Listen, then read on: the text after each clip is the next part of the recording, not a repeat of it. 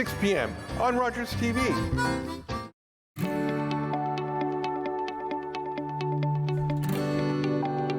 You're watching Rogers TV.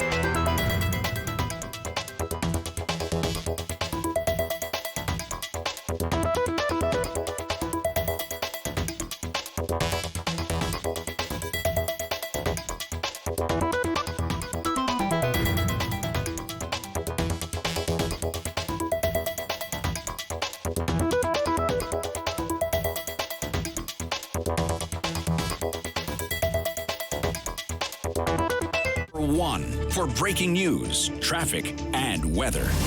This is City News 570 everywhere.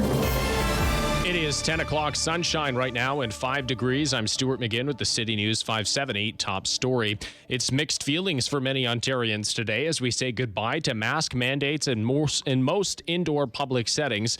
City's Carl Hanske's out getting reaction to the change. When you ask people if they will continue to wear a mask to the store or gym or restaurant and most other indoor spaces where they're now optional and not mandatory, you get yeses. I'm going to be still wearing it because the virus is still out there and just protection for my family. I just prefer to be more safe. The virus is still out there. But just as many no's. Most people had enough of the masks, so I want to be able to just live free and as before. I'm fully vaccinated, so I feel like the mask is not needed. And a few who are both yes and no. Depending if there's a lot of people, but if there's nobody around, then probably not. Masks are still a must on public transit and in hospitals and long-term care homes and shelters until April 27th, when all remaining mask requirements end. Carl Hanske, City News. Time for traffic and weather together now. Here's Luke Schultz. Thanks, Stu. On the eastbound 401, we're seeing a clear drive from Woodstock to the region and on through Milton. We just have some brief delays through Mississauga. Those are really just confined to the area of Mississauga Road. On the westbound 401, meanwhile, usual delays through Mavis to approaching Mississauga Road. Those are largely in the collector lanes. Once you clear that issue, you have a clear drive onto Milton, the region, Woodstock, and London. Area highways are currently moving well. No major issues to pass along there. And your in-town routes are currently collision-free. If you spot traffic problems, you can call us hands-free at star 401 or tweet us at 570 City News. Now the latest from City News weather specialist John Wilson. 11 degrees today comes with sun yielding to cloud as the day goes on. Eventually a few showers this evening. They should quit pretty quickly overnight. -3 the low, and it's a good thing because they'd be flurries if they didn't. Then cloudy and 6 tomorrow, because then the flurries show up tomorrow night and Wednesday with the main system of the week, and that has snow changing to rain Wednesday, windy and 6, and Thursday showers and 7. Today's high 11. We're on our way up there right now, sunshine and 5 degrees.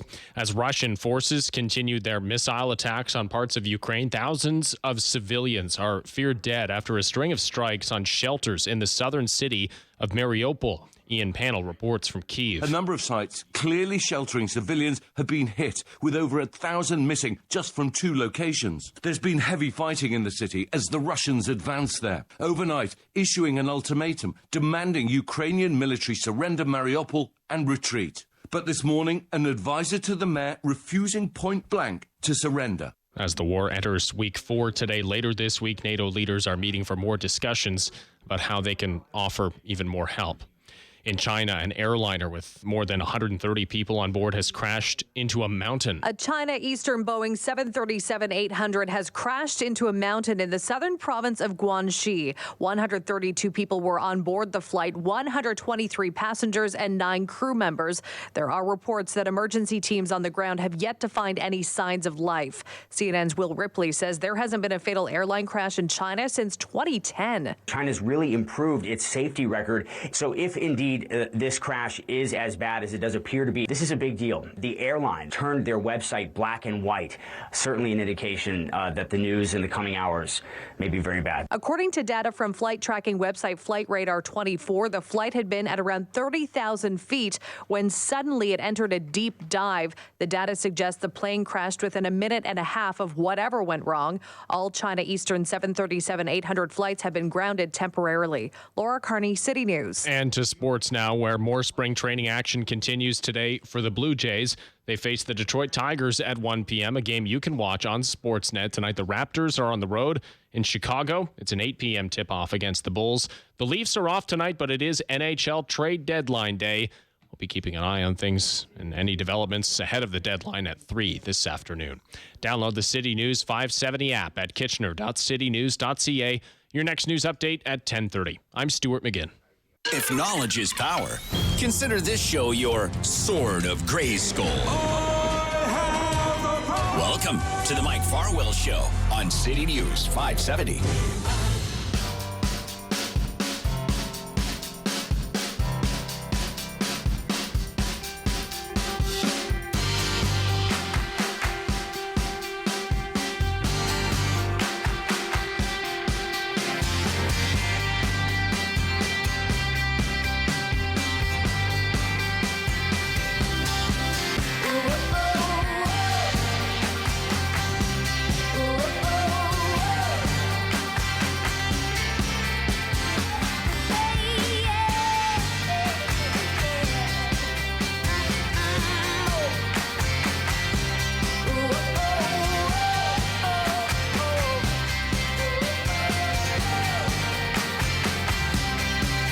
It has been a year since an online Canadian media source went offline. And what have we learned in the time since it went dark? The source or the site was HuffPost Canada, and it did indeed leave an impression on journalism in this country. Nicole Blanchett is an associate professor of journalism at Ryerson University, joins us to talk about it. Nicole, good morning. Good morning. When you look back on what HuffPost Canada did, or how perhaps it did journalism, what did we learn from it? I think one of the most important things, as I talked about in the conversation article that I know you've read, is the sense of including as many voices as possible, diversity both in the people who are writing the stories and also in the people who are acting as sources in stories, and this idea of bottom-up editorial style where reporters had a lot of control over the types of stories that they worked on. We don't see that, because I know that you have worked in maybe quote-unquote more traditional media as well. We don't see that an awful lot in newsrooms, do we? We don't. But I have to say, though, one of the things that struck me being at HuffPost, and even in writing that article, and that's something I'm going to be writing a bit more about later, is it reminded me a lot in some ways of the city newsroom I worked in the 90s and early 2000s, where, you know, a lot of importance was placed on diversity and on sharing different voices and interacting with the community. And I think, you know, on a personal level, I sort of felt that connection with HuffPost in talking to the journalists who worked there and looking at the environment. So I think it's obviously an area that needs to be improved upon. But, you know, I worked in a newsroom quite a long time ago, and I did have, again, it reminded me of that feeling from City back in the day. You're also reminding me, Nicole, that there is a life after the newsroom, eh? When you get to Ryerson University, for example.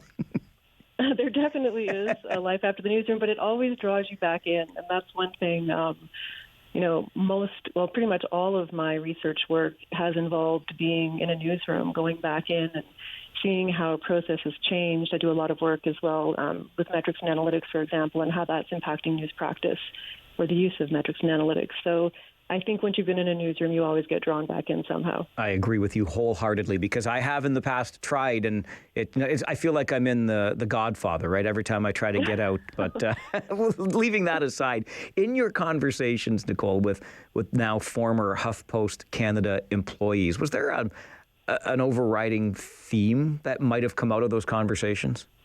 Well, I think definitely the sense of the importance placed on diversity. I think connecting with the audience was another thing that was stressed by pretty much everyone I talked to.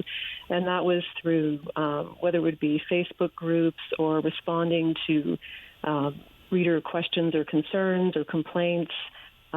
Just always sort of trying to put a face to the people who worked in the organization and have them connect with readers, and also a lot of thought about who these readers might be and how they might best be served.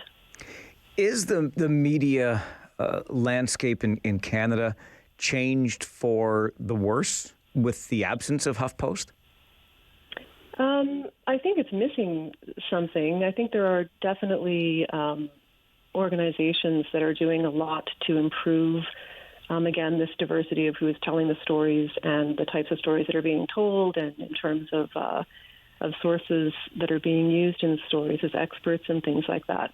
But as that CAJ study quoted in the article that I wrote talks about, of over 200 newsrooms surveyed, there was a glaring lack of diversity in these newsrooms. So I think that there are definitely steps being made to change things that need to be changed, but that HuffPost was a spot where you could, easily see that these things that needed to be in process already taking place. I think also, again, in discussions with the journalists who worked there, this sense of placing a priority on what the readers felt was important, and they were doing very important stories. As I pointed out in that article, they were tackling political issues and other types of important issues, but there was also, as someone talked about, this sense of irreverence with the news and, being able to have fun with it when they could. And again, treating stories that readers thought were important, such as parenting is one example that I used, as important to them as something like politics might be. So understanding that, we need to know what people are interested in hearing about and how they might want to receive this content, and taking that into consideration too. I think that's really interesting when we look at the model with the reporters finding out what's of interest to the reader and developing stories along those lines, because certainly working for a company like I do, and we are owned at this radio station by Rogers Media, and make no mistake, it's not like there's somebody in an office somewhere in Toronto that says, this is the news that you're going to cover today for your city and your audience. Nothing like that happens. But there is this sense, certainly I feel anyway, in larger newsrooms that you can't be everything to everybody, which it sounds like HuffPost Canada may have been working towards, right? You've got parenting right alongside politics, and each is given equal treatment. Yeah, and I think you have to decide who is your target audience, who are you trying to reach. And I think that was one thing that HuffPost really worked hard to do. Again, I talked about these sort of imaginary or created using audience data, these profiles of people, and that the expectation was that a reporter would decide, am I writing this for a younger millennial on Instagram at 10, or am I writing this for, another one of these profiled or created profiles of readers. So this understanding that in a way you can't be everyone, like everything to everyone, in terms of every piece you write is not going to necessarily be of interest to these different segments of your audience, but you have to consider what might be most important to this specific group and what might they be interested in hearing. So it was very targeted in terms of the content that was being created. Does the ultimate shuttering of HuffPost Canada indicate to us that we need to have still, perhaps sadly, but that's something we could discuss, but a broader approach to news delivery? Like, we can't be as perhaps niche-oriented as HuffPost Canada was to some degree? Again, I think it's very particular to different organizations have different goals and values. And I've seen that in the research that I do that impacts a lot. For example, how metrics and analytics are used. Are you going for a whole bunch of clicks, or are you going for engagement in the sense of having more people read further into articles? Are you, a public broadcaster who might have a different type of mandate? So I think one of the issues is, especially in this market where you might have, a niche site that has a certain audience that is going to that site particularly for that content, and it might be a smaller audience, but it's enough to sustain a website, for example. So there really isn't a a one-size-fits-all solution for any news organization. It's figuring out, who your target audience is, what your mandate is, again, what those goals and values are, and then figuring out, what kind of content are you going to create and why are you creating it, and what tools are you going to use to make sure that you're reaching your audience. Certainly from a personal perspective, I find it disheartening when any media source goes out of business, closes its doors, as HuffPost Canada did, because the fewer voices, I think the less well served we are as communities. Are there lessons that you would like to see us take, Nicole, from the HuffPost Canada example? I think the main one, again, is for news organizations that are, looking to sustain themselves in very challenging times. I think the effort to understand your audience is very important. And I think that can't just be, like in the research I've done on metrics and analytics, for example, one thing I found interesting is that, you'll have journalists talk about, or data analysts talk about how they're pouring through all this data, but they still don't really understand, it worked with this, it worked one time, how come it doesn't work again? And I think the direct communication with the audience and more dialogue in terms of what they're looking for can be quite important. So I think that's one thing that can be taken from HuffPost. Again, and this idea of thinking about, who are the people in the community who might be underserved, who might have stories that should be highlighted? Where are the experts that can give some diversity in terms of when we're sharing or trying to find people who can speak to specifics or have expertise in an area? So I think just the idea of, again, diversity and who is telling the stories and who is being used as an expert to clarify information and to give specific viewpoints are things that we should really spend more time doing, like spend more time looking for that diversity of voices. But the problem is you run into a lot of newsrooms who are really crunched for resources. So we're in a hurry, you've got a whole bunch of stories you're supposed to be doing, but there's one story you're working on that day. It can be easiest to sort of go to the people that we always go to, when really in the end it's better for everyone if we take a bit more time. It's a really interesting conversation, and certainly appreciate your research on it. Nicole, thanks very much for joining the show. Thanks for having me. Have a great day. You too. Bye-bye. Nicole Blanchett is an associate professor of journalism at Ryerson University. She has recently written a piece, and it caught my eye. Bottom up, audience driven, and shut down. How HuffPost Canada left its mark on Canadian media. A couple of the parts of it that I love is that it was that whole bottom up approach, as opposed to, and look, I've worked in a number of newsrooms, in a number of communities, and a number of radio stations over the years, here in Waterloo Region and beyond, Thunder Bay, out west, Toronto, take your pick. And I have been in newsrooms where there was an assignment editor or a news director that simply said, this is your story to cover today. And then I've been in other environments where we, as reporters, were able to bring ideas to the table and say, this is what I would like to cover today. Oftentimes there's a bit of a hybrid, but there have been instances where this is what thou shalt cover on this particular day. And I think we can all identify the problematic nature of that to some degree. So I certainly like that part of the HuffPost Canada model. I absolutely liked the diversity of voices that was represented in the HuffPost Canada model. And I will certainly cop to, as an industry, how poor a job we are doing in that regard. It's been a real learning experience for me over the past, even say, 5 years. And remember, I'm a wee bit of a dinosaur, okay, when it comes to this business and how things had been done when I started learning how to do them and how things are done today. But I fully recognize that the way I tell a story, or the way I see a story, or the way I experience my community is dramatically different than many today of my neighbors. And I would love, and I get educated almost daily by listening to someone who tells me how they experience that same story.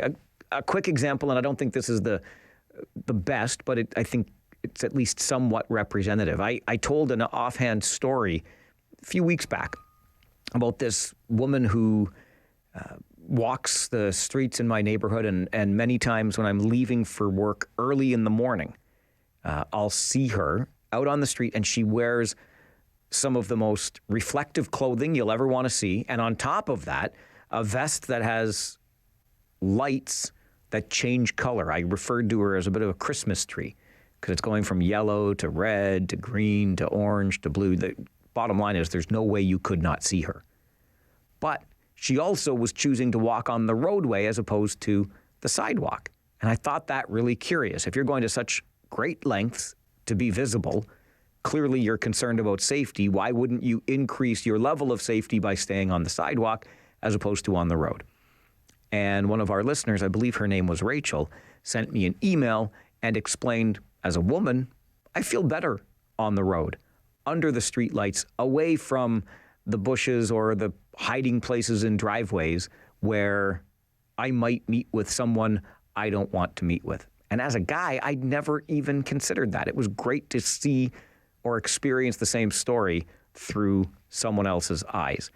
We're definitely not doing the best job of that. We're starting to work on that across the media landscape, but there is absolutely still work to be done in that regard.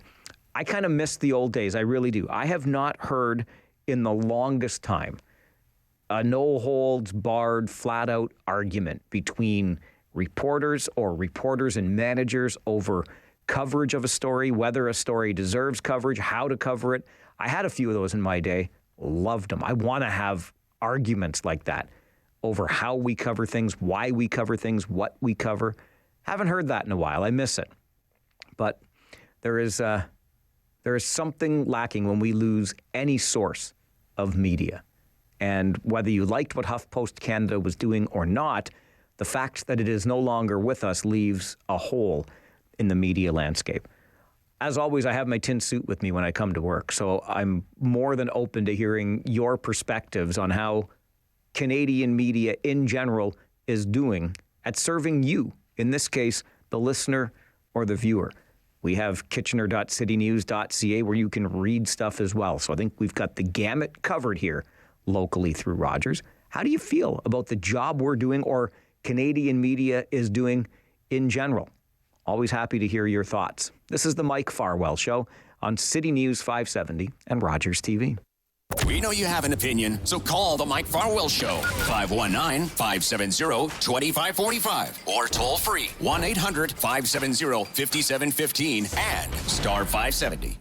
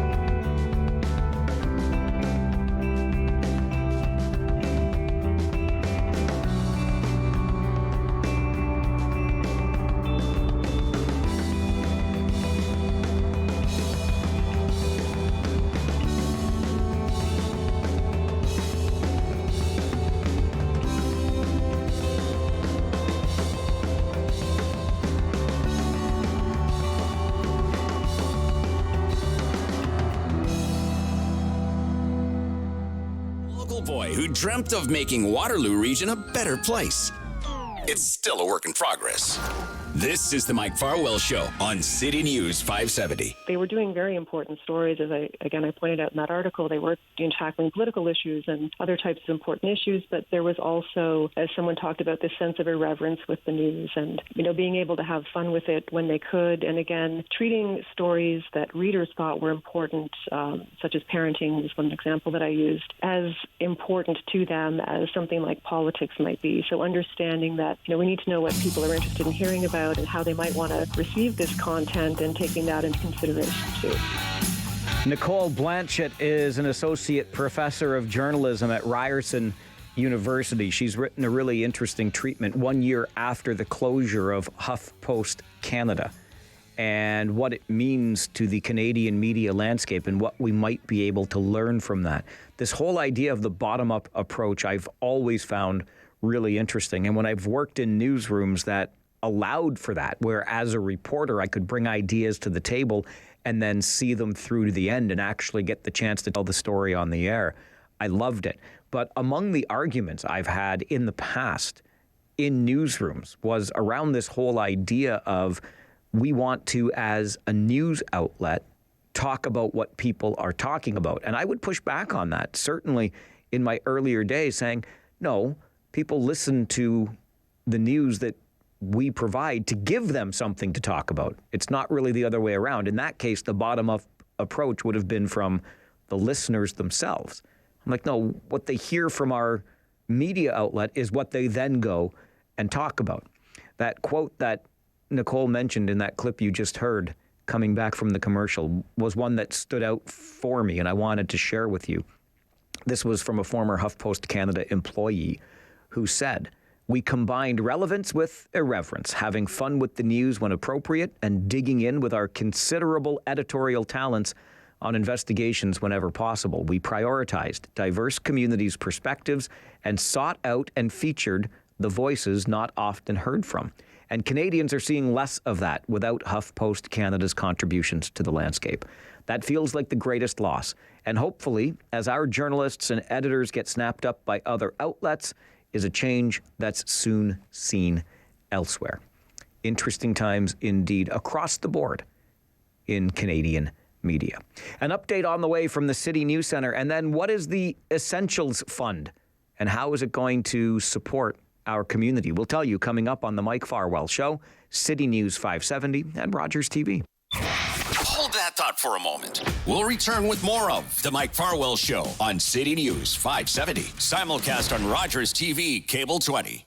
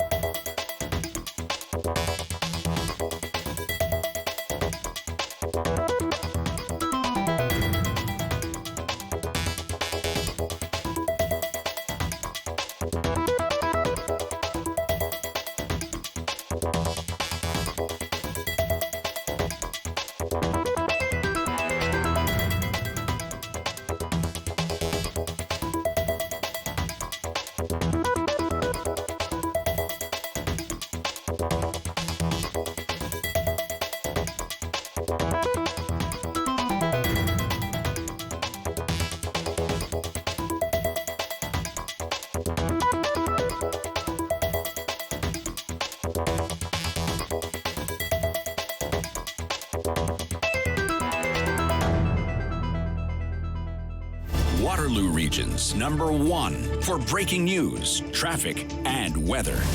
This is City News 570 everywhere. It is 10:30, sunshine and 6 degrees. I'm Stuart McGinn with the City News 570 top story. Mask mandates now a thing of the past in nearly every indoor public setting. While Ontario has dropped the mandates, local and provincial health officials are asking people to be respectful of everyone's decision on whether or not to continue masking up. And there are some places where masks are still required on public transit. And in most healthcare settings, those policies are set to remain in effect until at least the end of April. Also from the province today, the Ford government taking steps to prevent protests like we saw in Ottawa and at Windsor's Ambassador Bridge from interfering with the economy and public safety. They're set to table the Keeping Ontario Open for Business Act today. It would allow the province to immediately respond to any similar disruptions. Legislation names those that would impact border crossings, bridges, and airports. Earlier this year, protests at the Ambassador Bridge lasted several days. Disruptions in Ottawa continued for 3 weeks from those that were protesting pandemic mandates. And the two sides in a work stoppage at CP Rail can't even agree if it's a strike or a lockout. Both the railway and the union representing conductors, engineers, and train and yard workers were still talking with a federal mediator as of yesterday. Canadian Chamber of Commerce President Perrin Beatty says Labour Minister Seamus O'Regan must table back-to-work legislation immediately to avoid severe consequences to Canada's supply chain. More than 3,000 workers at CP Rail are off the job today. Follow City News 570 on Twitter at City News KIT. Your next news update at 11 o'clock. I'm Stuart McGinn. He's driving the motorcycle, and we're just sitting in the sidecar, along for the ride. We return to the Mike Farwell Show on City News 570.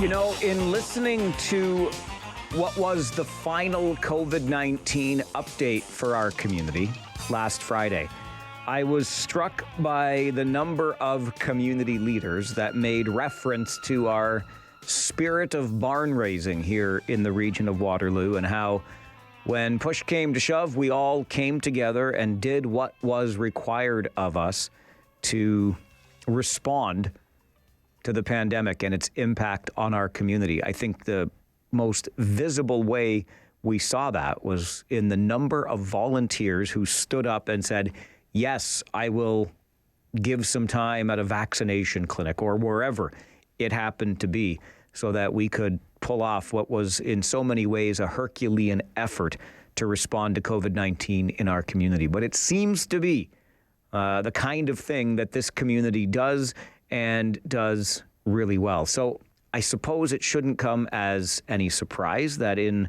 partnership with the Kitchener-Waterloo Community Foundation, there is a new fund that has been started called the Essentials Fund. And its co-leaders are Jane Arnold and Allison Kretsch, who both join us on the program this morning. Jane, good morning. Good morning, Mike. Thank you so much for having us on. It's an absolute pleasure, Jane. And Allison, good morning to you as well. Good morning. Thank you for having us. It really is great to have you here to talk about this fund. And Jane, let me start with you about the idea behind the Essentials Fund. How did this all get started?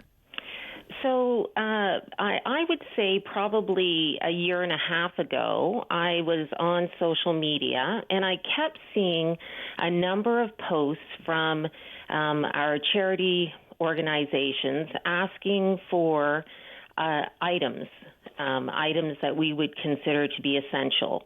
Clothing, diapers, menstrual products, for example.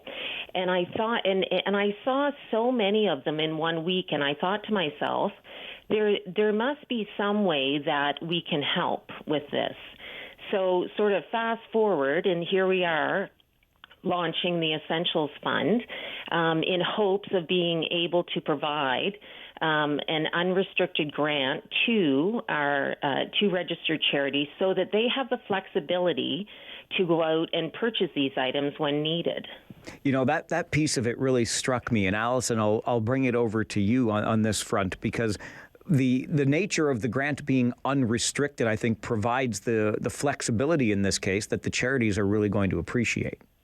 Exactly. So much of the funds that charities receive are restricted to specific program purposes. And for this fund, we want to provide them with unrestricted money that they can have on an as-needed basis to ensure that their clients have the essential items, as Jane mentioned. So, Jane, this is in partnership with the Kitchener-Waterloo Community Foundation. Can you take us through that process from approach to the KWCF to the ultimate creation of this fund?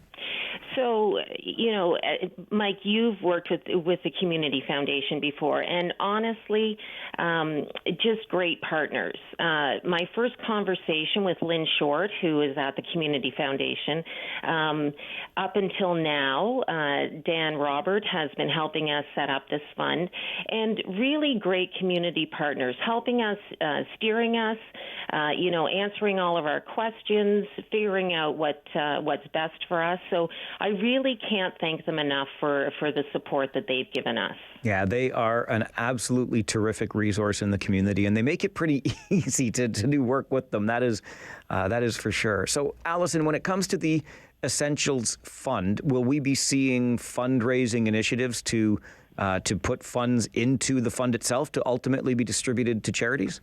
Yeah, we're hoping the community gets creative and comes together as teams, businesses, families, what have you, to provide a donation to the fund. Our plan is to, later on in the year, get back to all of the donors and give them an update and check in with the charities that do receive a grant to see what impact it has made for their clients.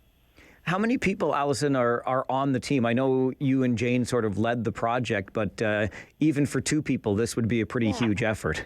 Yeah, we're probably about 15 people. We've got 10 people or so on the core committee. And then, as Jane mentioned, KWCF has been a great partner. We've also had some social media assistance and creative design assistance from the Vidyard team. So, again, like so many of these things, just a great collaboration amongst community volunteers coming together to make this all work. So, Jane, when it comes to distributing those funds by way of those unrestricted grants that we've talked about, how will that part of the process work? How can a charity apply? And I suppose then you'll have a committee to make decisions here. Yeah. So yes, we will have an application process. We're just in the midst of finalizing that right now. One of the things or issues that we're working through right now is that this is a first-year project, and we don't know how much money we're going to raise. We're hoping we're going to raise lots of money, so we'll have lots of funding available. So at this point, we're just working through that process, and once we know the final number, we'll be able to determine the grant size. But it will be an application process, and any charities that are interested in learning more can connect with us. Allison, where can folks do that? Where can we learn more about the Essentials Fund, and how can interested charities maybe connect with you? Yeah, sure. So kwcf.ca/Essentials Fund is the main website. You'll find links on there for Twitter, Facebook, and Instagram, and we're also easily searchable on each of those platforms. Jane, I have to ask, because I'm curious all the time. Do you ever get tired? I mean, every time I turn around, there's a new initiative you've got your hands in, and it's always something good. No, like I am just so super excited about this because it has been a long time coming, just mainly because of the pandemic and wanting to choose the right time to approach the community to support this fund. So sort of first day of spring, and here we are. It's sunny and bright outside, so yeah, I'm just super excited to get going, and I really hope that the community will embrace this, because by embracing the Essentials Fund, they're telling our charity partners that the work that they do is vitally important and that they want to help them support their clients. Allison, what motivated you to get behind this project?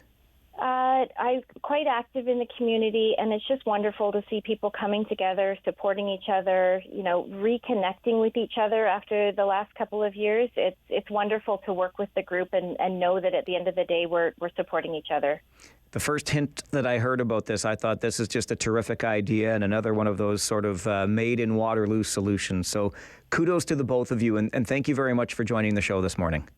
Great. Thanks so much, Mike.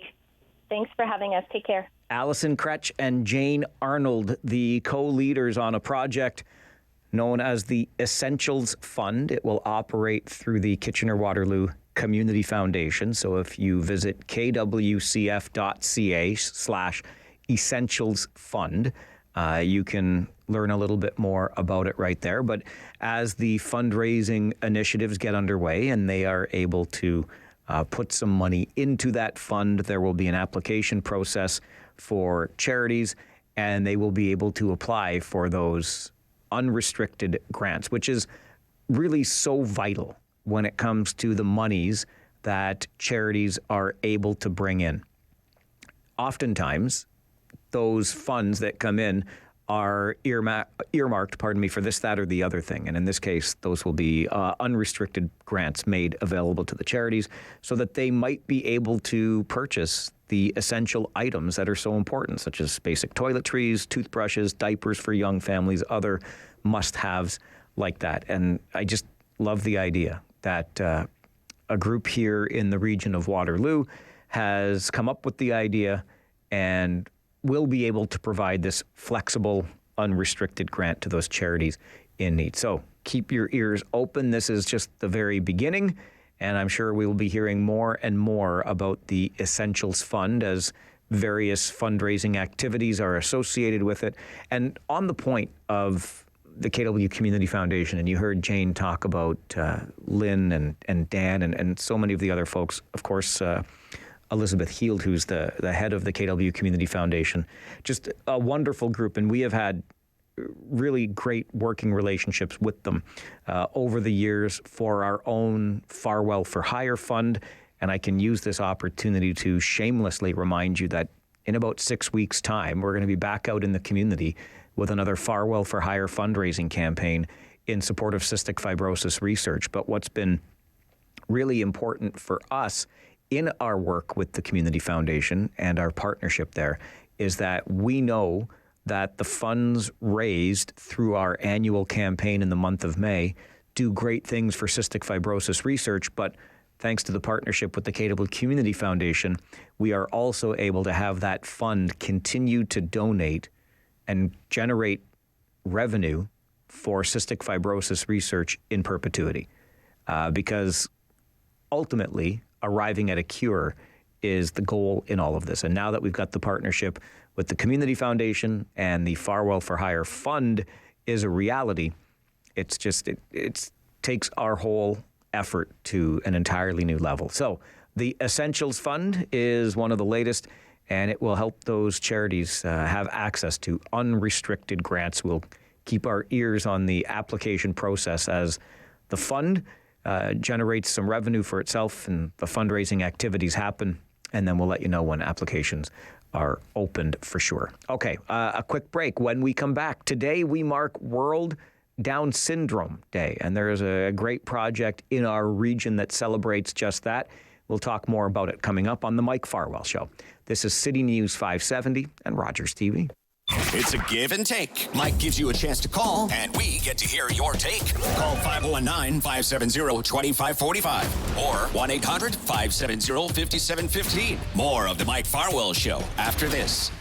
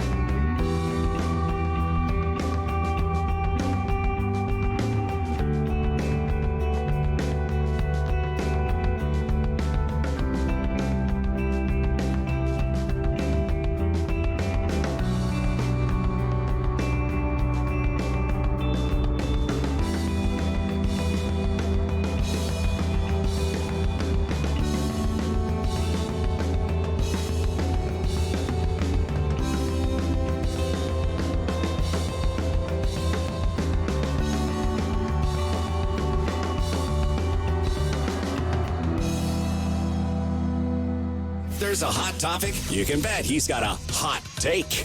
This is the Mike Farwell Show on City News 570. Simulcast on Rogers TV, Cable 20.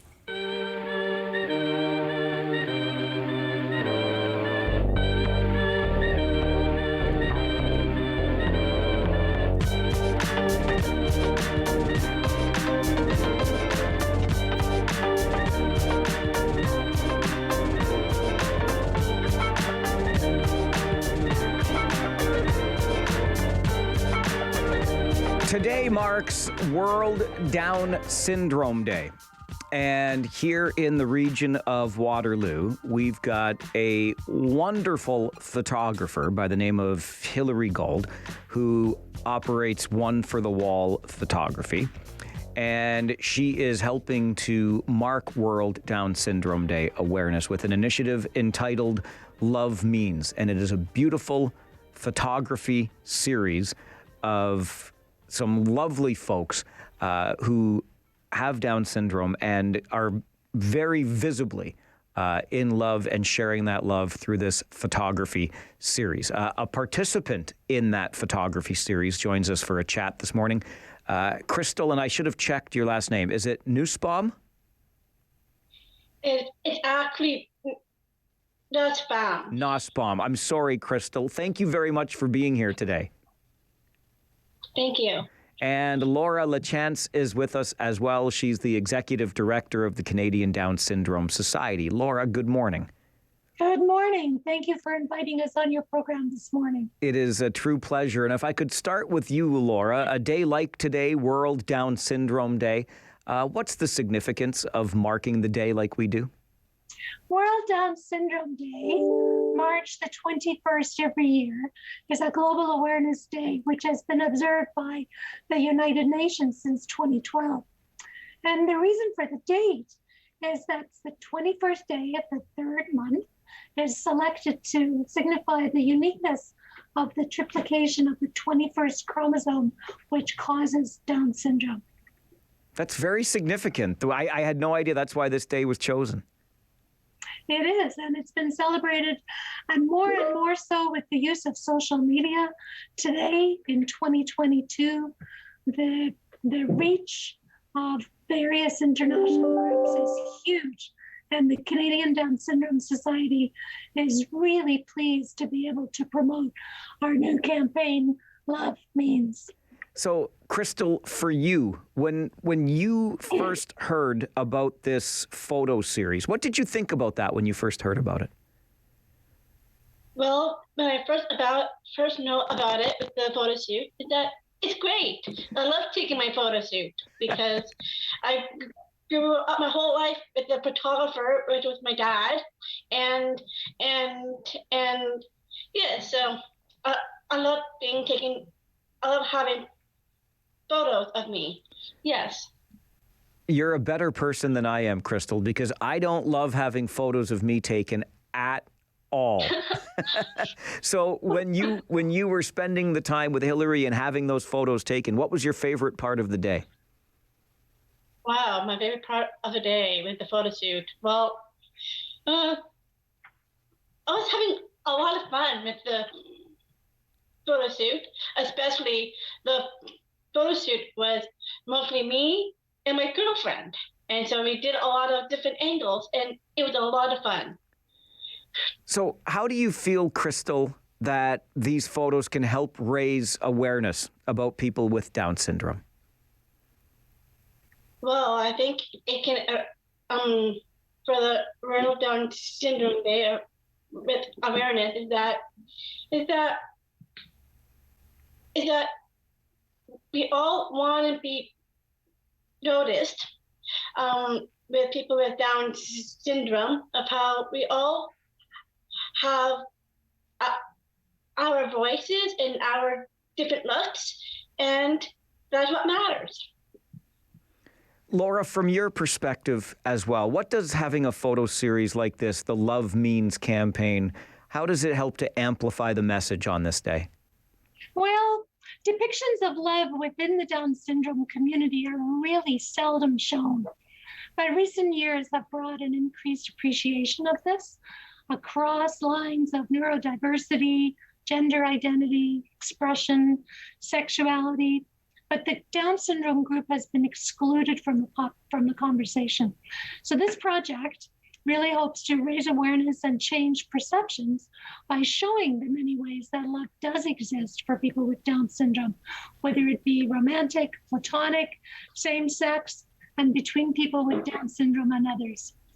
You know, I think that's such an interesting point and an important point. Obviously, I think it's one of the reasons that we mark a day like this to celebrate World Down Syndrome Day. But really, there's still stigma to be broken down here, isn't there, Laura? There most definitely is. The full, rich life that people with Down syndrome live, whether they're neurodivergent from other groups or not, it should still be shown. It's myth busting, it's assumption busting that people with Down syndrome don't experience this type of love. And we're glad, along with other international agencies, to show the world that our community does experience a full life, including all these range of emotions, including love. So, Crystal, can we maybe talk about that? You mentioned that you really enjoyed the day, that you and your girlfriend had these pictures taken. Tell me about your relationship. How did the two of you meet? Oh, wow. Well, we both met through mutual friends, and that's great because I like being with someone that I meet through mutual friends, and we connected until later on. I expressed my feelings to her, and yes, and that's how we met. How long have the two of you been dating now? Oh wow! Well, just recently, it's been our 7 months being together ever since in August. That's a long time, Crystal. 7 months. I know, right? Yeah. When you think about this campaign, it's called Love Mean. What does love mean to you? Wow, what does love mean to me? Well, it means acceptance, respect. It doesn't matter what gender. What matters is their personalities, and love, and caring, support, and that's it. Laura, how does it make you feel hearing stories like Crystal's shared on World Syndrome Day, Down Syndrome Day like today? I think it's just wonderful. You know, the goal of this project was that these stories would inspire and educate and create space for the greater visibility of the experiences of our adults with Down syndrome. And that, you know, the visuals and the stories of how love exists, both platonic and romantic, are not the same for everybody. But within our community, I believe that it's very important to share this. And I think it's a wonderful expression of the lives of that our community live. How did this project, Laura, come together? Hilary Farwell, as you mentioned, a renowned Canadian photographer who has spent her career including photographs of people with Down syndrome, reached out to the Canadian Down Syndrome Society last December to discuss this project, that exciting project that she'd been thinking about for some time, to see if we were interested in partnering with her. And we most definitely were. So it was Hilary that reached out to us about this. Yeah, she is certainly a talented woman, and we're very blessed to have her working here in our community. Laura, thank you so much for making the time to join us today to talk about it. And Crystal, I hope we get to talk to you again in a year when it's been 1 year and 7 months that you and your girlfriend have been together. But thanks for joining us today. Thank you. Of course. Thank you. Crystal Nussbaum and Laura LaChance joining us on the show this morning. Laura is the executive director of the Canadian Down Syndrome Society, and Crystal is a participant in the Love Means campaign, which was the brainchild of a local photographer here in the region, Hilary Gauld, who operates One for the Wall photography studio.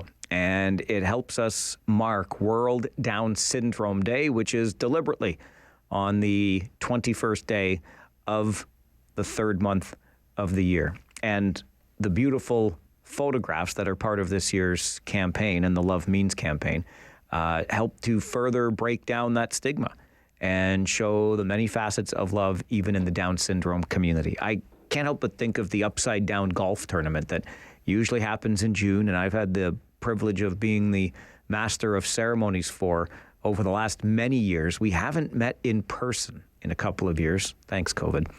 So hopefully we get back to that pretty soon too. But it's a great group. We get to hear the buddy choir sing every year, and it's just a terrific group to be a part of. So hopefully they're back on the golf course this summer and we can get back out there and do things in person. We are going to take a quick break, get you an update from the City News Center, and then it's Monday. We open up the phone lines for you to have your say about whatever it is that's on your mind. Rant or Rave comes up next on the Mike Farwell Show this morning. City News 570 and Rogers TV.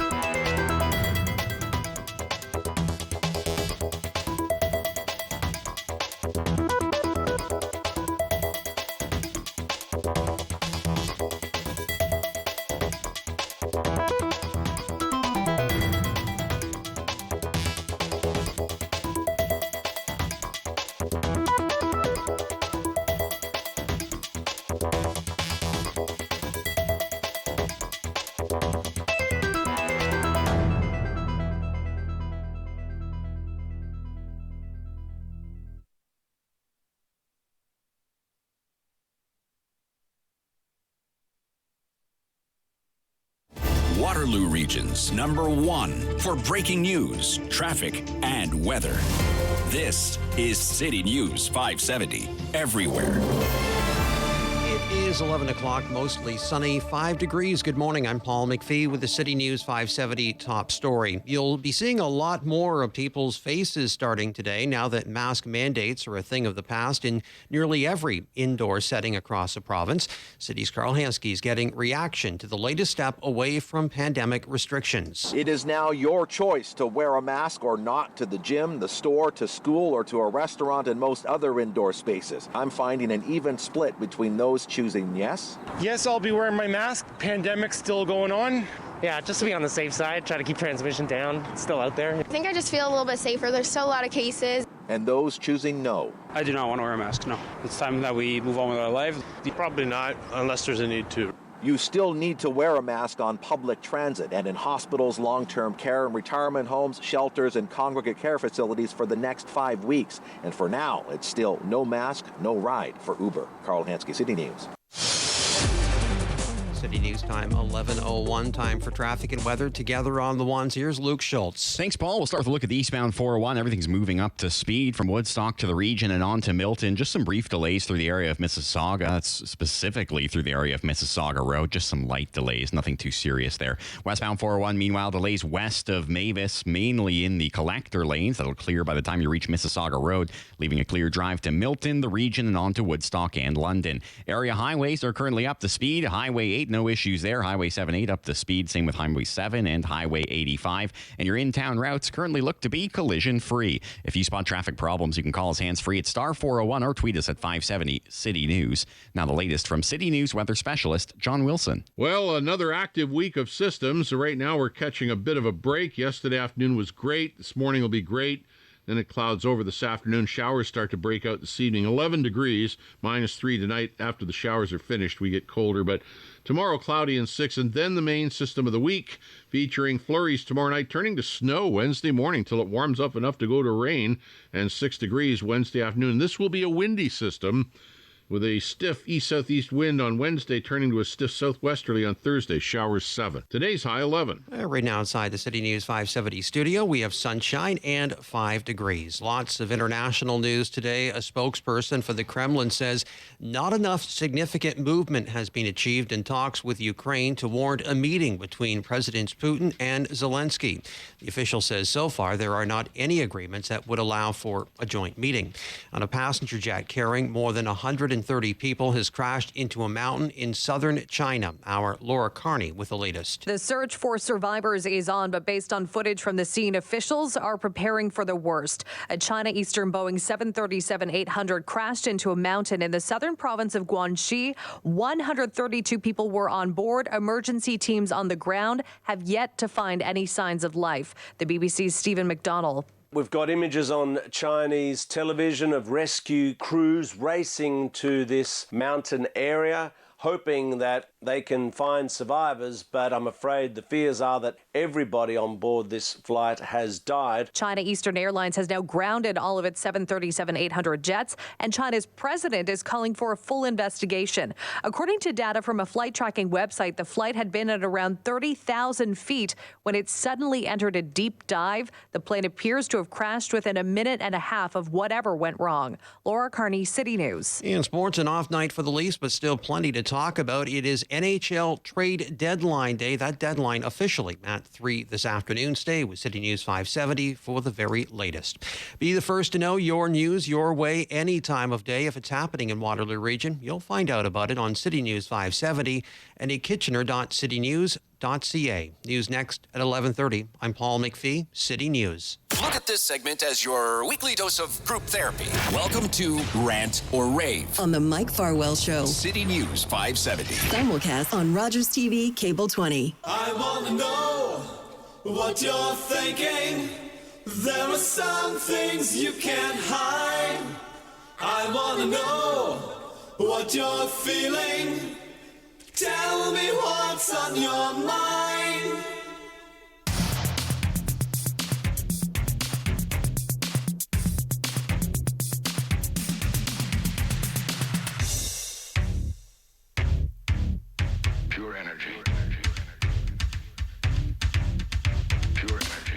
And with that, we begin the next hour.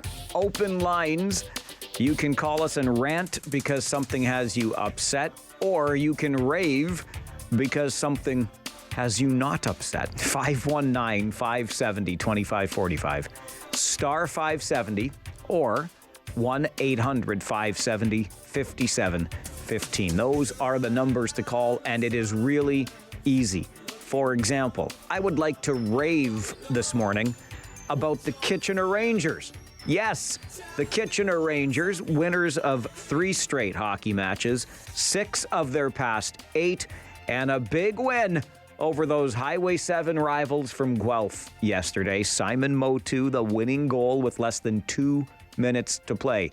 Very exciting. So way to go, you Rangers. There's a rave, and attached to that rave, a rave for you. Yes, you, all of you who showed up at the Memorial Auditorium in Kitchener this weekend. 5,008 fans on Friday, 5,844 yesterday. There was energy in the building. It felt great. Let's go. Keep it coming. As of today, the next time you come to a game, we have a home game again on Sunday this coming against Flint. You won't even have to wear a mask if you don't want to. You can wear a mask, but you won't have to.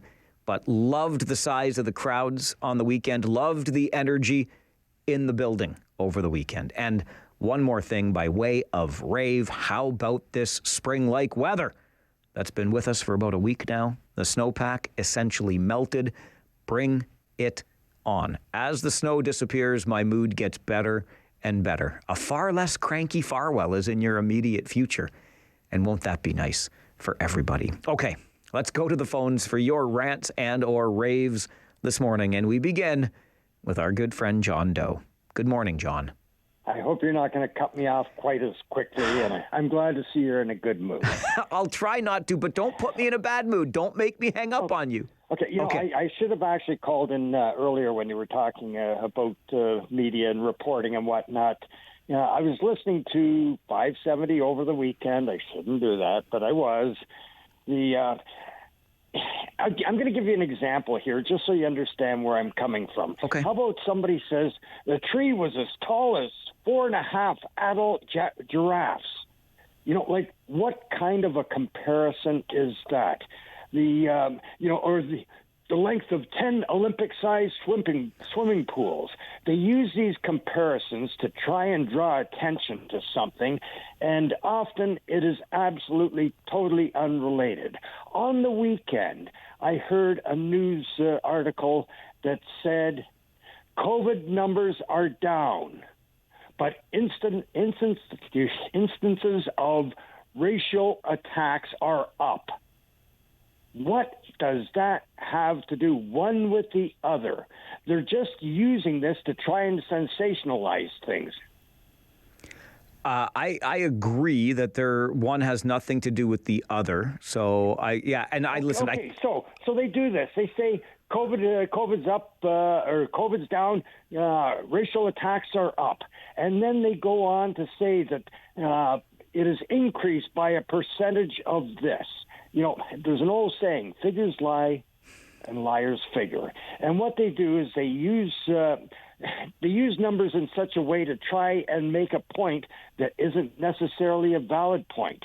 If you take a population of 100, okay, out of that 100, there is one criminal that has one criminal act over a period of time. Okay? Next year, he does 2 criminal acts. So what's that mean? The crime rate is up 100%. John, you're right. You're absolutely right. But in fairness, numbers around to try and give a false statement on certain things that are happening, to try and make things appear worse than what they actually are. Okay, and it's done constantly. Hang on a second. Doing this, they use percentages when it's to their advantage. They use numbers per 100,000 when that's to their advantage. I hear where you're coming from, and I, like you, don't want anything to be sensationalized. However, because you're a smart guy and you just did the numbers, it's not untrue.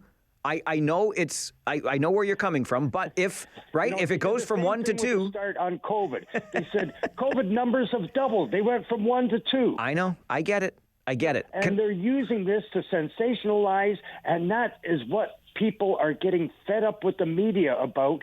They're lying to us in order to try and sensationalize things. And like they say, if it bleeds, it leads. It's got to look bad in order to draw attention. The media is the ones that are causing a lot of the problems. Okay. You know what, John? I'll take the criticism in stride. I hear where you're coming from. If it bleeds, it leads was one of the first phrases I heard when I was in school studying broadcasting. I get it. And you know what? I know lots of you want to weigh in. It's open lines, right? It's rant or rave. You want to have your rants or raves. But I will say this too. Over my years, I have made arguments in newsrooms about, you know what? maybe we should have just a segment or even a day's newscast devoted to just the good stuff. And that's what we'll call it, just the good stuff today, or just the good stuff this hour. And I'll tell you what, ain't nobody nowhere, A, has bought into it by way of my colleagues, and B, is doing it because it doesn't work. And is it a chicken and egg thing? Maybe. I don't know if there's an answer to it, but I'm telling you, it's not what the audience tends to care about. They, for whatever reason, when it comes to the news, they just want to have the understanding of what's going on in the world, good, bad, or otherwise. And if you try to sanitize it all and make it all sound nice, unicorns and lollipops, sorry, but it doesn't necessarily fly with the audience. To your point, though, on the sensationalism, I'm with you. You've heard me commit on this show to dialing down exaggeration and hyperbole. We're doing our best. We just want to have conversations. And again, your criticism is taken directly to heart. Thank you for sharing. Grant, rant or rave? Both. Rant and the rave. Okay, what's the Grant rant today? Well, I had to get a CA come here to boost my car, and I never knew that those tow truck drivers, they only get paid if there's a call, which I think is kind of silly. I think these people should get paid no matter if they don't get a call. Because how are you going to put food on your table? And this guy was exceptionally nice. His name was Ben. And then when I called in to rave on his work, Christine answered the phone, and again, she was a very pleasant young lady. And I just wanted whoever looks after the money of paying these tow trucks drivers, they need to get paid on a regular basis. That's it. Okay. And I said I would call in on this show to complain about this, because who knows, whoever is listening that works in the head honcho might hear this. Oh, okay, this person. All right, I know, right? That's it. Okay, Grant, thank you very much. Liked the service he got. Doesn't like the way the tow truck operators are being paid. I confess to not knowing much about the industry, as I would guess, though, at this case, if you are an entity like CAA, you probably contract out those jobs. So you would pay whatever towing company for the work that they do piece by piece. Would make a little bit of sense to me from a business model perspective, but I won't claim to understand how it goes. Grant thinks when you're on the clock, you should be being paid to be on the clock. I get you. You know what it reminds me of? A long time ago, a more youthful me used to deliver those bags of salt, the water softener salt and stuff like that. I got paid by the bag I delivered. It was not for the company that you hear advertising on this radio station today. It was for a completely different company, and it was piecework. The number of bags I delivered every day is what I got paid for. So when I was driving from place to place to make the deliveries, there was no wage. It's just get out there and deliver as many bags of water softener salt as you possibly can. That's how it worked. Kathy, good morning. Good morning. How are you? I'm well, thank you. How are you? I'm great, thank you. Good. I have a rave, first of all, and then a rant. Okay. My rave is for the beautiful Victoria Park we have. Excellent rave. And the wonderful playground that's down there where I can take my grandchildren on a sunny afternoon like yesterday. They can run and get the exercise that they've been missing all winter. My rave is the washrooms were all locked. Really? Yeah. And so myself, along with several other parents there, spent a good deal of their time looking for bushes and trees. Oh, my goodness gracious. Yeah. Now, I don't understand why that's the case. They know it's an area where small children are going to be. They know they're going to be there for an extended period of time. It was a gorgeous day. Would it hurt to come down and unlock those between 10 and 4? You know what, Kathy? That's a great rant, and I really appreciate the call, and I hope that someone in a position of authority at Kitchener City Hall can help us out with that. Maybe even just by sending me a note to let me know why it was that the washrooms were not open. Because I can tell you this, me being of weak and small bladder, I assume, I tend to have to rely on public washrooms quite a bit. And I recall a time taking the dogs for a walk, and we happened to be in Victoria Park, and I thought, thank goodness, I can pop into the washroom facility here and get the potty break that I need. And it was open then, so I'm really surprised that it might not have been open yesterday. If you want to further the rants on washrooms at Victoria Park, how about the ones that are on the other side of the main park area where Kathy was talking about, in the green space near the clock tower? I remember when City Council was approving those $750,000 washrooms. Oh, man, was I upset about that. I thought it was pretty lavish for a washroom facility, but it's a whole other story. If anybody from the city can shed some light on why the washrooms at Victoria Park were locked when the park was full of kids yesterday, we'd love to hear from you. And we would love to hear from you, too, on Rant or Rave this morning. Whatever's on your mind, Open Line Radio continues on the Mike Farwell Show, City News 570, and Rogers TV. Need to get something off your chest? Maybe you just want to give somebody a shout out. Sound off for Rant or Rave. The Mike Farwell Show, City News 570. Simulcast on Rogers TV, Cable 20.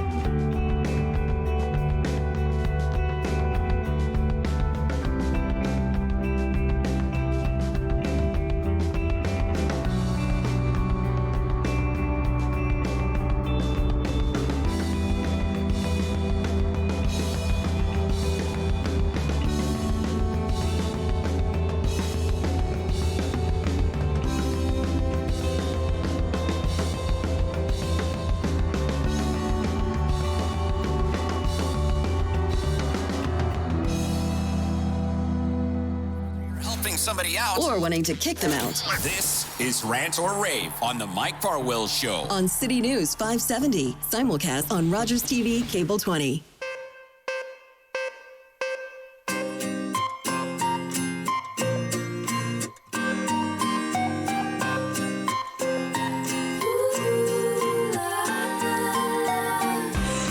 It is our weekly opportunity to check the pulse, and I love these opportunities that we are provided here on the program. Rant or Rave, open lines for whatever's on your mind. You rant about it because it makes you unhappy. You rave about it because it's making you happy, and it's really That simple. Do either of those things with a simple phone call. You know the rules to all of this by now because our phone lines are jammed. So keep them coming. Let's hear what's on your mind today. Kyle, your turn. Rant or rave? All right, I got a quick rant. Okay. I love me some good, fast food and all that stuff, but these paper straws are killing me. I mean, I get it. We're trying to do the environment great, and I'm totally with it. But then if you're going to do the paper straws, get rid of these plastic lids that you're putting on these paper cups then. Like, it just doesn't make sense. You're going to have plastic straw or paper straws, paper cups. You got paper bags.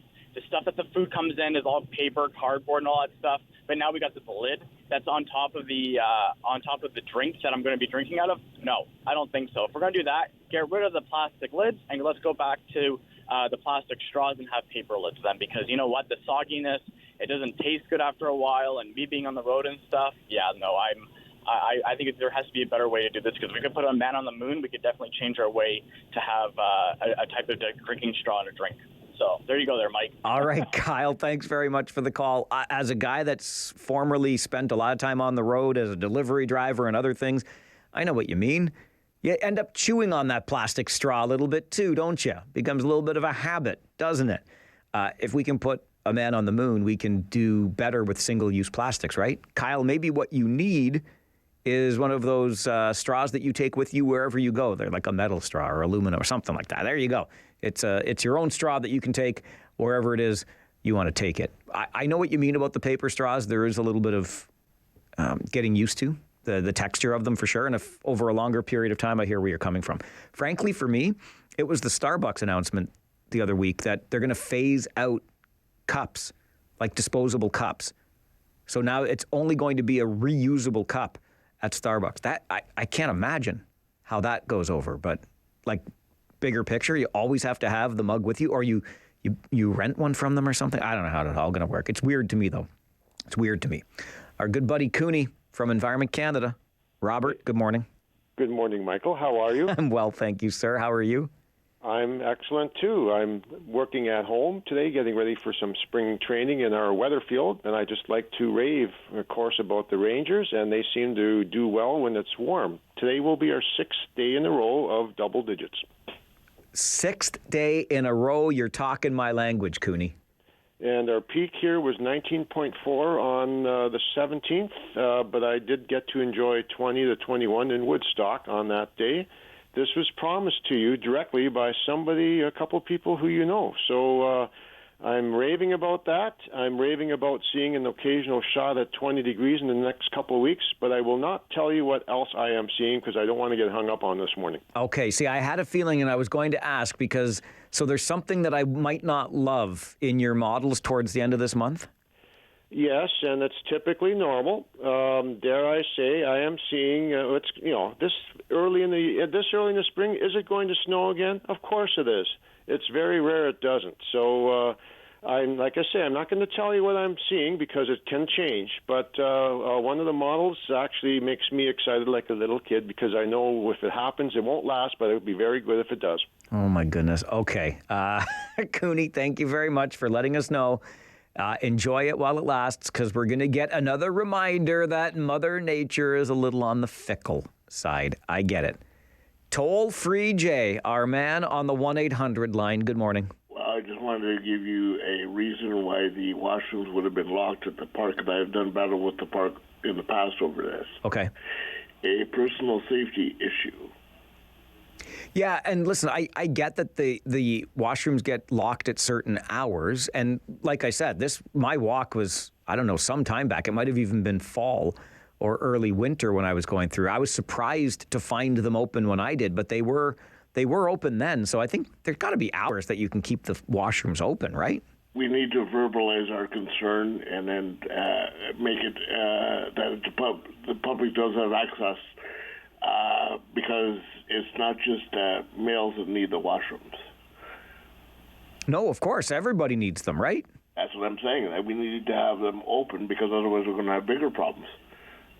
Yes, like kids running around in the bushes looking for a place to pee. Exactly. All right. Jay, thanks for the call. That was Kathy's concern when she phoned earlier. And I totally get it, and I'm hoping somebody from the city of Kitchener can fill us in as to why the washrooms at Victoria Park were locked for access yesterday. Ian, rant or rave? Rant. Couple. Okay. All right, just quick. Louisa D'Amato did a great opinion piece on Thursday's record on the Duke Street with the church that does so much for the homeless people, and the pastor there is in a wheelchair. And now, because they want to make this one way for the bike lanes, they want to rip up the parking area there. I live on Joseph Street, which has been turned into a one-way bike lane. Last week we had 2 beautiful days. Today's beautiful. Yesterday was sunny. I'm lucky to see a biker within, walking my dog up and down the street in an hour. And what's so frustrating is that, I don't know what it is. The bikers seem to think that we're against biking. We're not. But all you had to do with, Joseph, you can make it two-way, put in some speed bumps so you reduce traffic, put in some green paint on either side. Everyone's happy, and it wouldn't have cost millions upon millions of dollars. Kind of like you mentioned with the washroom being $700,000, and then they go and they lock it. With the biking thing, it is not working.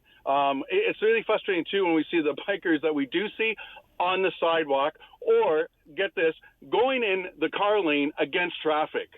So it's not working. My other quick rant is please pray for the people of Ukraine. I have a really good friend, Mike. She is an avid Rush fan.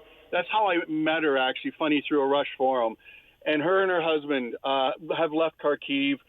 It's just, I'm so disgusted that in this day and age that we still, I'm hearing about Russian, they're now putting their 17 to 18-year-old youth, the men, into war, into battle. So for all the parents out there, think about putting your young child into battle so Putin can have more dirt. This is a billionaire of many who could solve so many of the world's problems, but has instead chosen to take away the very little that so many people have, the very little in life that they have, and they're now devastated. I really hope people, please keep that in mind with the Ukrainian people, that our problems are so minuscule compared to theirs. All right, Ian, appreciate that. The minuscule problems compared to the problems of the Ukrainian people, maybe including our frustration with bike lanes. But I get where Ian is coming from. Sometimes we wonder why the planning went the way that it did. That's what Rant or Rave is for. Keep them coming. Open Line Radio continues until noon on the Mike Farwell Show. City News 570, Rogers TV. Whether you want to give somebody heck or give kudos, It's your turn to rant or rave. on the Mike Farwell Show. Call 519-570-2545.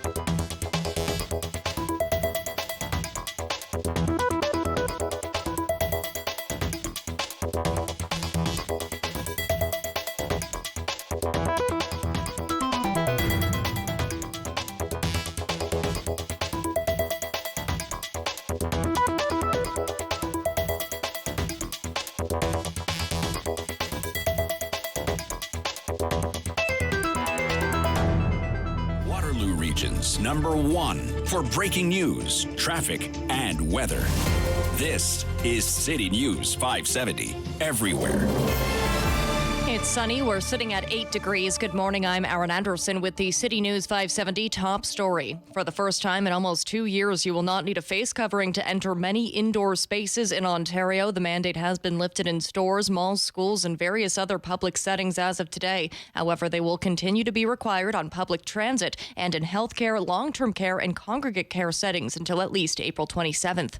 The provincial government is looking to crack down on illegal blockades at border crossings. It's introducing legislation that would give police officers additional tools to tackle any disruptions to critical border infrastructure in the future without having the government to declare a state of emergency beforehand. Ontario enacted some measures on an emergency basis last month due to the blockade at the Ambassador Bridge in Windsor and the occupation of downtown Ottawa. Premier Ford says the legislation signals to the world that Ontario is open for business. Regional police are investigating a weapons incident in Kitchener. It happened last night around 10:15 in the King and Frederick area downtown. A witness telling police they saw someone in the passenger side of a vehicle holding a handgun. 4 people were reportedly inside the white 4-door sedan at the time. No one was injured. Police are hoping to track down the vehicle and occupants. They're asking anyone with information to contact them. You can follow City News 570 on Twitter at City News KIT. News next at noon. I'm Aaron Anderson, City News. It's that part of the week when old man yells at cloud is fair game. Rant or Rave continues on The Mike Farwell Show. City News 570. Simulcast on Rogers TV, Cable 20.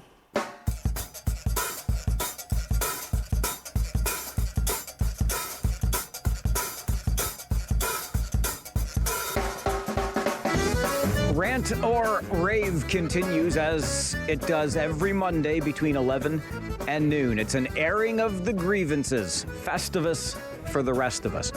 You rant because you're unhappy. You rave because you are happy. We've run the gamut. Bike lanes, the weather, the Kitchener Rangers. Take your pick. Locked washrooms at Victoria Park. What's up with that? 519-570-2545, star 570, and 1-800-570-5715. Those are the numbers. You can use them to either rant or rave.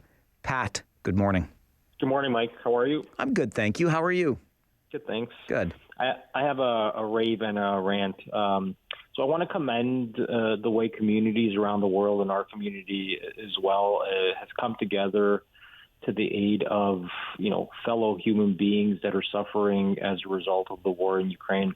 It's really good to see the instinct of people supporting people in need, and so I hope our community continues to play an important role in this endeavor. My rant is around the kind of depressing instinct of institutions and people globally to vilify innocent Russian people, particularly Russians in diaspora, that really have nothing to do with the decisions taken by the Russian government, vandalizing, anything Russian-owned or canceling Russian participants in events and stripping historical Russian figures of their achievements and canceling Russian culture are all things that, have taken place during the last 4 weeks. It's xenophobic, and often the people in institutions that are hurling these stones are the same ones that were critical of things like, calling the COVID the Wuhan virus for fear of stigmatizing an entire population. And I think we should denounce this type of behavior and pressure, countries like the U.S. and China to de-escalate the situation and bring about peace in the region. Thanks. Thanks, Pat. Appreciate the call. It's an interesting point brought forward, and I got to say, it was one small part of a much larger piece that I read this morning, but a Russian gentleman living, I believe it was Poland, forgive me if I'm wrong on the location, but nonetheless, lost his job due to his Russian heritage. Again, small piece of a much larger story, and it wasn't the thrust of the story, but when Pat makes that comment, it's not lost on me that there is a backlash against Russian people when, as we talked about on the show earlier this morning, it is the regime of Vladimir Putin that is behind this invasion of Ukraine. So let's keep that in mind. Mark, would you like to rant or rave? Good morning, Mike. Good morning, Mark. A rave. Okay. Okay. great call on the game yesterday again, Mike. Oh, thank you very much, Mark. Where did you get your expertise from? Is that Don Cameron rubbing off on you, Mike? I wish. If I was half as good as Don Cameron, I'd be the best damn broadcaster in the world. Mike, he is really, he made you a great a play-by-play guy. My goodness gracious, he really did. Thank you. One more comment, Mike. Yeah. Where is Walter? Did he run up Highway 7 with his tail between his legs? Oh, Mark, that's great. I really appreciate that. It has been eerily quiet on the Walter front this morning. Walter is a regular listener to this program and a resident of the fine city of Guelph. And just like we won't blame the Russian people for the actions of the Russian government, we won't blame the fine people of Guelph for the actions of their hockey team. Not that the Guelph Storm are a bad group, but Walter cheers for Guelph and has been very quiet since last week when he phoned the show, admitted that he bet against the Rangers in Saginaw, lost that bet, but was looking forward to Guelph kicking some Ranger butt this weekend. And guess what didn't happen? The Rangers beat the Guelph Storm yesterday is what did happen, and we haven't heard from Walter. Interesting that. Good call by you, Mark. Good call by you. Billy, would you like to rant or rave? Yeah, first of all, I'm in total agreement about not vilifying the Russians. I posted on some social media sites that shouldn't be happening. But the reason I'm calling is, of course, now we're into a season much more to your liking. But I've always found it very strange that you're making at least a good part of your income by calling a winter sports, as the announcer for winter sports activity, and I happen to see this old New Jersey paper where they're saying, "Where's the ice?" Because we used to have outdoor activities on the ice here in New Jersey, but global warming has pretty much taken that away. We pretty much have ice-free rivers and lakes throughout the entire winter now, and I don't think there's much skiing being done anymore. So if you keep wishing for these very warm winters, you're going to get your wish, and I think it's at some point maybe they're going to have to stop playing ice hockey and have to go to inline skating hockey on either concrete or wood floors. I guess you'd be fine with that because you don't like winter. All right, Billy, thanks very much for the call. Listen, let me just correct the record on one small piece. A good portion of my income, I believe Billy just said. Listen, I do make a little extra money broadcasting Kitchener Rangers games and working in the Ontario Hockey League. There is no good portion of anything. It is a labor of love with a little beer money on the side, okay? But here's the beauty of the world in which we live today. They can make ice inside. They play hockey in Arizona and Florida and California. And you know what? Years and years and years ago, I was headhunted for an opportunity in the Australian Hockey League. I don't know if the Australian Hockey League is still around or how it's doing. It was very tempting because I liked the idea of going to hockey games where the weather is always nice. But I declined that opportunity, didn't pursue it any further. Very happy doing what I do, but I'm still going to have a strong distaste for the weather outside. We can still play it indoors. It's fine. Alex, would you like to rant or rave? Kind of rant, I guess. Just Ukraine-Russia war, and I actually have some friends from Russia, and the demonization of the individual Russians has nothing to do with anything. Is just a horrible state of affairs. Like, there's people calling not just to kill them, but to kill their children. Like, this is really bad. They're scared. Where did you hear that? My goodness. Well, there was a Ukrainian newscaster in Ukraine.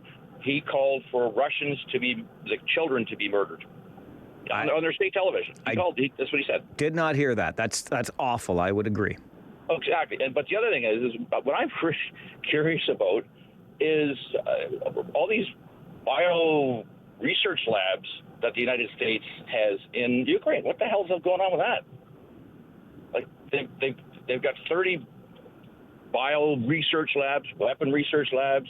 There's 30 of them in the Ukraine, and why is that? Why is the Americans funding them in the Ukraine? That's something that should be a huge story. That should be, people should be asking these questions. What are the Americans doing over there? All right, Alex, it's a good question to ask, and we will see if we can find an answer to it, although I suspect that answer would have to come from somewhere in Washington and not as likely here in the region of Waterloo, but something to consider. Grant, rant or rave? No rent. You're back again. Yeah, well, this lady wanted some info about these bathrooms at Victoria Park. Yeah. Yeah, the boathouse is open, the ones there, and the other ones probably won't be open till May. Well, see, now Grant's obviously done some research. I'm going to tell you again, and I haven't been through on a walk in a while, but when I was there not too long, well, in the last several months, walking the pups, what I would call the main washrooms not far from the pavilion were open. I tied the dog up, I went inside, I used the washroom, I continued along my merry way walking the dogs. So they were open then. I don't know why they would not be open now or until May.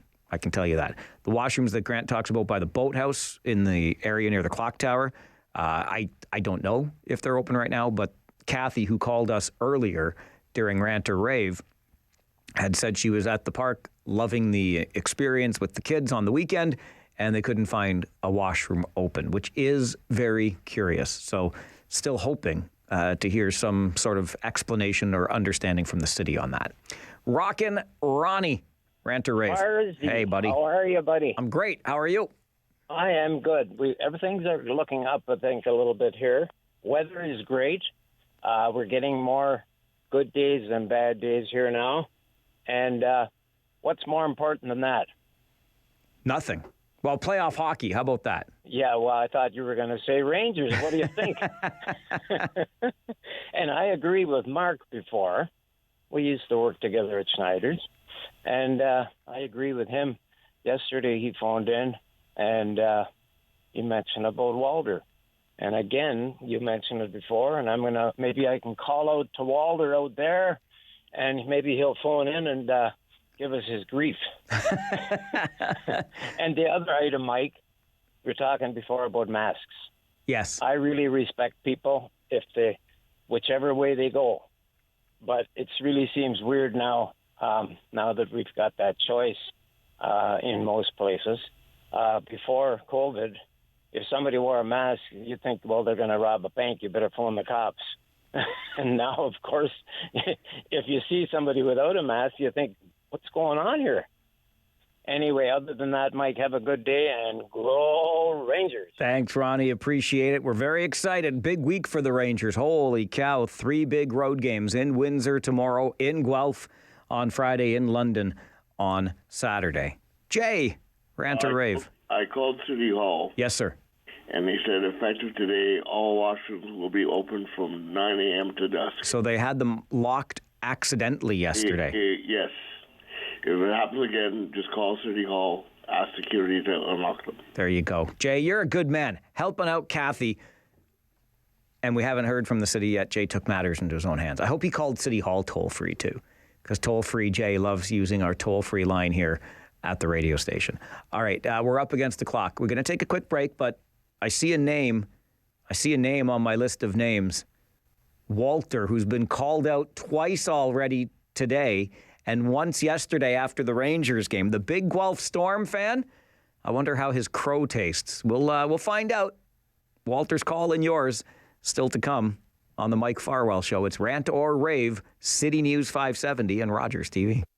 Need to get something off your chest? Maybe you just want to give somebody a shout out. Sound off for Rant or Rave. The Mike Farwell Show, City News 570. Simulcast on Rogers TV, Cable 20.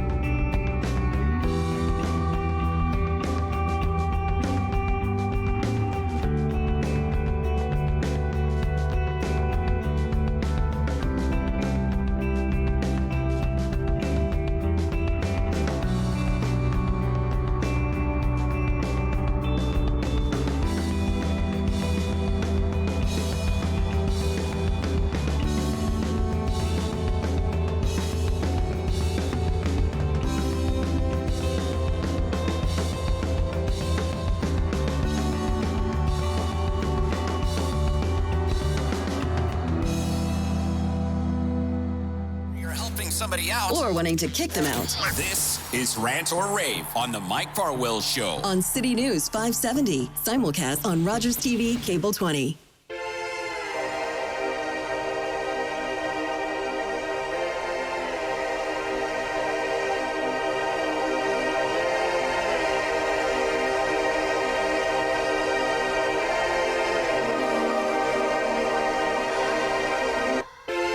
Thanks a lot, Ian. Ian, who phoned earlier to rant about bike lanes in downtown Kitchener, sent an email to Mike at 570news.com. Mike, I was hearing from someone else about bioweapons in Ukraine right at the get-go of this war. Total fake news. Makes me question what else this guy believes. Alex called earlier, brought up the issue. I just did a quick look on Google, and indeed it is a conspiracy theory. It's hard enough keeping up with all of the actual news. It's even tougher keeping up with all of the fake news that you find in certain places. Alex called earlier and during his rant wondered why nobody's talking about it. Well, I guess, Alex, why nobody's talking about it, at least on this radio station and many other mainstream outlets, is because it's fake. We don't deal in the fake, we deal in the reality. But thanks for bringing it to light and allowing us to debunk the conspiracy theory that it is. There are no bioweapons facilities being funded by the United States in Ukraine. Simple as that. All right, back to ranting and or raving, and the man who might still have a mouthful of crow, Walter. Good morning. Yes, hi, how are you? Listen, I've been away all weekend. Why am I eating crow? I was out of radio range. Without being too long-winded and stealing all my time, Mike, tell me why, the Farwell faithful have been dogging me here the last 2 days. Yeah, you know what, Walter? You're spot on. The Farwell faithful have been doing that. I kind of love them for it. But there was a game yesterday played, a hockey game at the Kitchener Memorial Auditorium, and the Guelph Storm were involved in that game, Walter, but the Guelph Storm lost the game to the Kitchener Rangers. Yes, the mighty, mighty Storm fell 3-2 to Kitchener. Okay, yeah, okay. I'll eat crow on that, but on another light, Mike, I picked up some tickets for April 15th. Does that date ring a bell to you? April 15th. That's a Friday night. That is actually a good Friday night, and the Rangers are going to be at the Sleeman Center, and I got some primo seats for that, and I'm bringing a couple of other people, and I'm going to let you off the hook, Mike, and I'm going to do you a favor, okay? I'm going to show up there, and I'm going to let you buy me a beer at that game, okay? and I will be at that game. I will hunt you down. I'll find you, and we'll have a chit chat because I'll be up in the upper echelons there, and that's the last home game against the Rangers. I think there's only another game after that, and then the season is over, and then it's into the playoffs. But if they beat us yesterday, like I said, I was out at a volleyball tournament. I want to give a shout out to them. The U15 girls that my daughter's on won the gold medal in Niagara Falls yesterday, so way to go for them.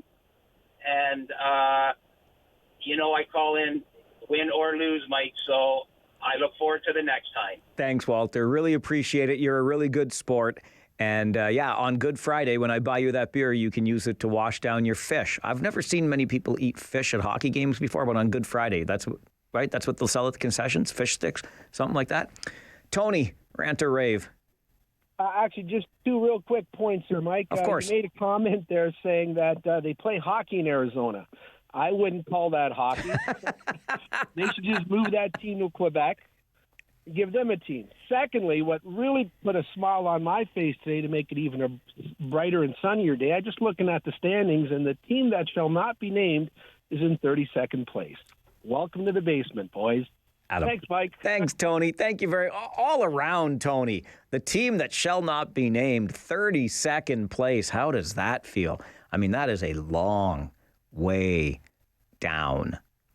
And hey, did I rave about Mark Giordano being acquired by the Toronto Maple Leafs in a pre-deadline deal yesterday? I like it, and I like it a lot. I don't know if Mark Giordano can play goal, but I like him as a defenseman, so we'll enjoy that. Andre, rant or rave? I guess it will be rave. First one is that the Kitchener Rangers, I think the first was Friday when they won, and I agree when Chris Pope said that the first period they weren't defeating or getting the 2 points, and then they fired it up after that. I don't know what happened, you know what I mean? You know what I'm talking about? I do. Yes, and he was damn right. And then ever since, like, I missed out on Guelph Sunday because it was a beautiful day. I enjoyed it with my kids. But I'm so proud, and I feel the excitement in your voice, and I'm happy to hear from Walter the respect comments that he have for us and the love, yeah. But, yeah, and I just want to get to my other point. Is there is some snow coming, Mike. Wait, Andre, careful now. All right, Andre's going to leave it on that point. That is bold, Andre. That is very, very bold to mention that four-letter word on this show. And to John Doe's call earlier, and John's son, Mike, who emailed the meme that says that season is coming because now it's spring, so it's one step closer to. You're skipping over like summer and fall that come before. Like that's moving a little too fast here. Let's not wish away time, okay? Jody, rant or rave? Hi, I have a rant and one rave. My rant is that the rising costs are starting to get ridiculous, I believe, and I wish they'd lower some prices sometime soon, especially for some low-income people like me. And my rave is I'm loving the nice weather we've been having the last couple of days or so. Just enjoying the fresh air and just can't wait for spring. All right, Jody. Well, listen, you don't have to wait for spring anymore because spring has already arrived. It showed up yesterday morning. And, oh, by the way, I got the annual, I can't remember where it came in. Was it email? Was it Twitter? It might have been our Facebook page. All those touch points always available, by the way. Facebook.com/The Mike Farwell Show. On Twitter @Farwell_WR. But I believe her name was Mary, and she stood the egg on its end. Apparently, you can only do this at the spring and autumn equinox. I've never tried this before. I'm going to have to remember that. I still don't really, I'm not sure I believe this, that the egg will actually stand all by itself on its end, but she sent the picture. I mean, pictures can be doctored, Mary. I want you to know that. I'm wise to your little games. But anyway, Jody, you don't have to wait for spring anymore. Spring is officially here. This is the first full day of spring, and look at the beautiful weather we're getting to enjoy. Our good buddy Cooney called earlier, Rob Kuhn from Environment Canada, who makes his home here in Kitchener, and let us know that there is something in the models towards the end of this month and the early part of April that might bring the opposite of April showers. Let's just put it that way. But we're not going to go too far down that path because we don't want to ruin anyone's day. As always, a rousing round of rant or rave here on the program. If you didn't quite get enough, and we were jammed the entire time, which I love, remember that we have added another opportunity for you to have open lines on this program. Free phones with Farwell on Wednesday mornings at 11:30. So if you didn't get in today because the lines were so full from beginning to end, maybe your time will come on Wednesday morning at 11:30 when we do free phones with Farwell. For now, that brings us to the end of the show, but I'm pretty excited, and I hope you are too. Coming up after the noon news, Kitchener Today, hosted by none other than the legendary Larry Fedoruk, is going to host this afternoon from noon until 3. Talk radio veteran himself will be on the air with you through the afternoon here on City News 570, so please do enjoy that. My thanks to Brittany and Jordan, who produced the radio side of this show. Carla and company at Rogers TV. It was so much fun. We'll do it all again tomorrow starting at 9, okay? I'm Mike Farwell. Bye for now. CKGL-AM Kitchener, broadcasting live from the Boardwalk. Breaking news, traffic, and weather. When you need to know, keep it on. City News 570.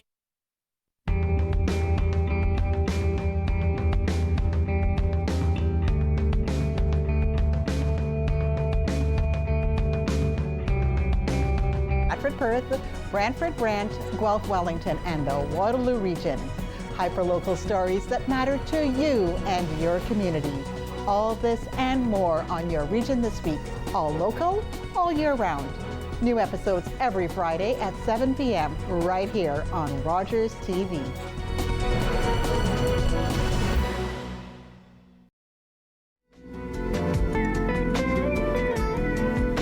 On the Art Trail with Joanne returns for season 2. We have a terrific lineup coming up for you.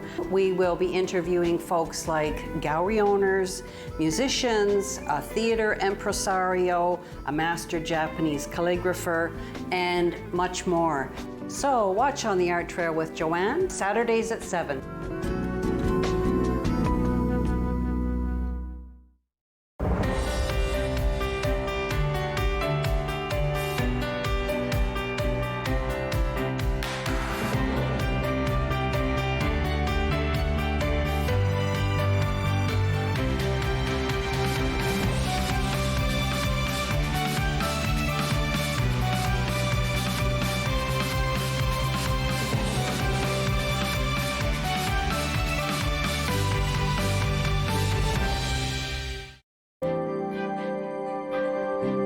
This is Rogers TV,